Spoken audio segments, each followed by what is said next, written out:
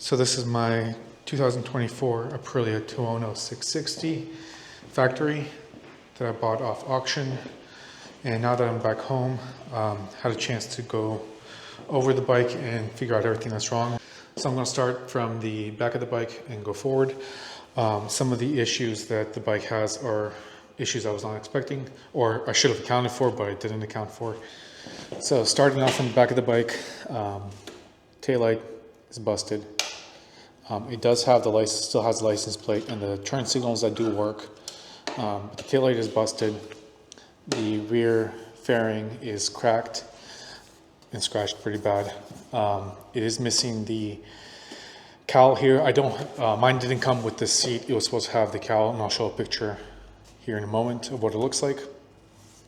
Missing the seat in the back. And then coming down, these pegs, rear pegs, are scratched, but they're not really like broken. Kind of hard to turn compared to the other side, but that's not that big of an issue. The chain is rusty, but I think I can clean it and save it. The sprocket does look fine. It is missing the frame slider on the back. I have one on this side, and it looks like it broke off on this side, so I'll have to get a new one of that. Then moving on, the shifter is all broken, and so is the linkage. This did come with a quick shifter. The factory edition comes with a quick shifter, so I'm gonna have to find either full new quick shifter or see if I can get just the rod, as well as the rear set is bent.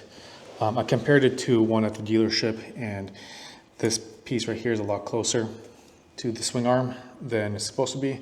So I'm just going to replace the whole rear set, and hopefully everything will be fine, as well as the shifter. Now the engine cover is scratched, however it's not broken or like scratched through, so I may end up replacing the cover. I may leave it. We'll see what I decide to do, because it's not too bad. I think it'll be cleaned up and it'll look fine. The lower fairing here is scratched up, but it's not horrible. Some of the stickers are scratched off, but I think with some cleaning it would be fine without an issue. Now all the rest of the engine stuff is in good condition. I couldn't find any damage. However, when I do take everything apart, I'll see if there's any more issues. The fairing on this side is broken.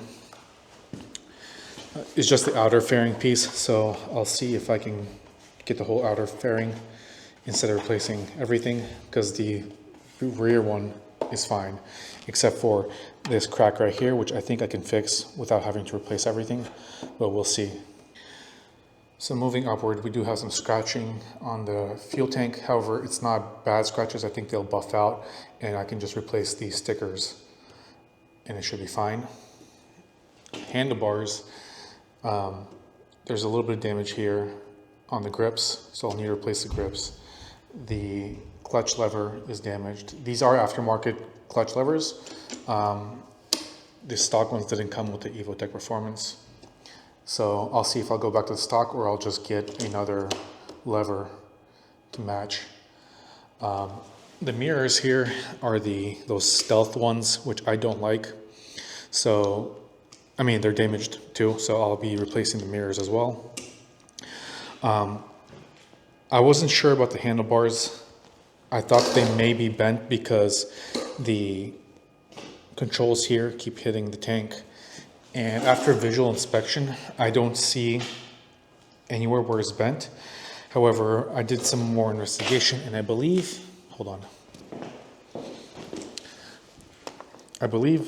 this right here is what is actually bent. These steering stoppers, or whatever they're called like pins or something. I believe that one is what is actually bent, and when I turn, that's why it's touching the tank, because that bent. So hopefully that's the case, because that stopper is a lot cheaper to replace than the actual handlebar. The controls here were hitting the tank, right? So I've tried using the buttons and everything. They seem to be working, however, the turn signal is the only one that has issues. Sometimes it works, sometimes it doesn't. So I may need to replace all the controls, or if once I take it apart, if I can figure out why it's not making proper contact, I'll try to fix this so I don't have to replace it. Now moving on to the front of the bike. I didn't do my research properly, and I thought the headlight may be damaged, but I didn't really look up how much the headlight costs, as well as if the headlight's one piece or not. On the Aprilias, this headlight is all one piece, so you can't just replace one side, you have to replace it all. And it turns out that mine ended up being broken. Right there. I don't know if you guys can see. Let me try to hold the light right there. So it's cracked right here all the way down and missing a chunk out here. So the headlight does need to be replaced. I was expecting it just to be the turn signal. I was hoping the headlight wasn't damaged, but it is. Another thing I was not expecting is, also should have done my research, but I didn't. This fairing, right, that goes around the headlight.